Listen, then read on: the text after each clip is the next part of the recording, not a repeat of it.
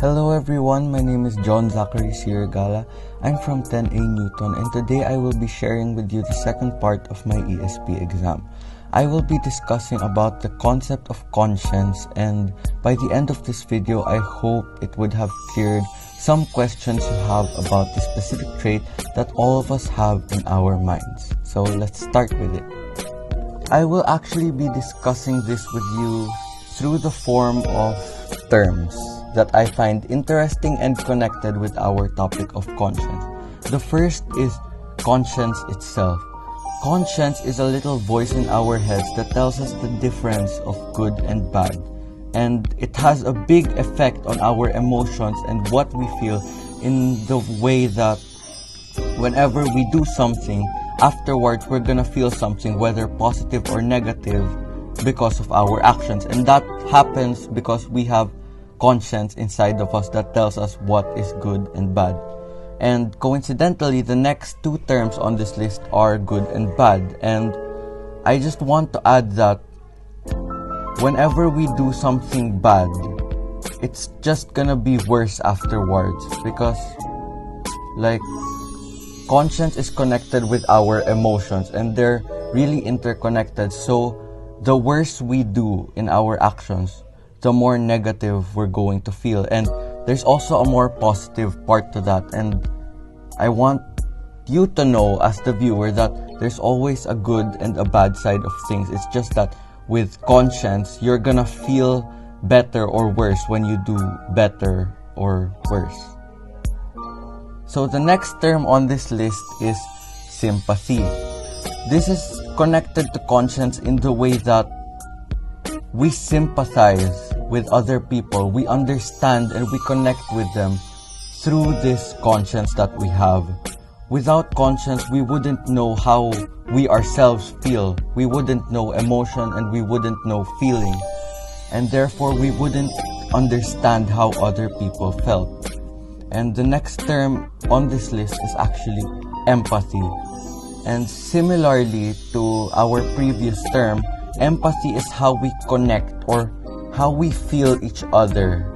And it's connected through conscience in the way that, without conscience, we wouldn't be able to empathize with each other because we wouldn't be able to feel.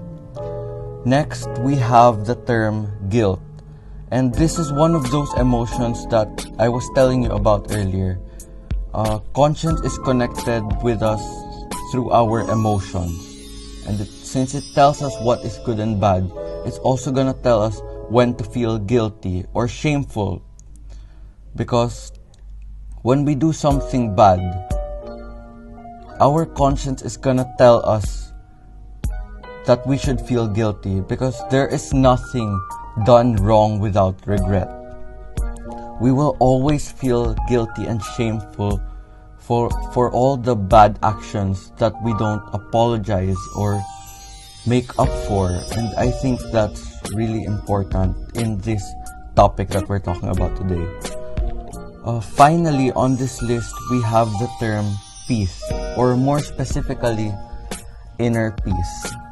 Contrasting to the previous term, which was guilt, inner peace is felt when we do something good or for the better of the world around us. You see, guilt is something we feel when we do something negative, and in contrast to this, inner peace is the emotion that we feel when we do something good. So just like I was saying, there's always a good and a bad to things. So in this case, guilt is bad and peace is good, but they're both on the same scale because they're just emotions. And it's really conscience that supplies that to us. So without conscience, we wouldn't be able to know what's good and bad. We wouldn't be able to sympathize and empathize. We wouldn't be able to feel guilt and shame. And lastly, we wouldn't be able to feel inner peace. So there you have it, guys. I hope that you understood more of what conscience is. And on a final note, I just want to add that listening to your conscience is incredibly important in terms of how we're going to live. And if we don't listen to our conscience, we're not going to live a happy life. So that's all for today, guys. Thank you so much for watching. This has been my second part for my ESP exam. And don't forget, my name is John Zachary Shirgala and I'm from 10A Newton. Bye!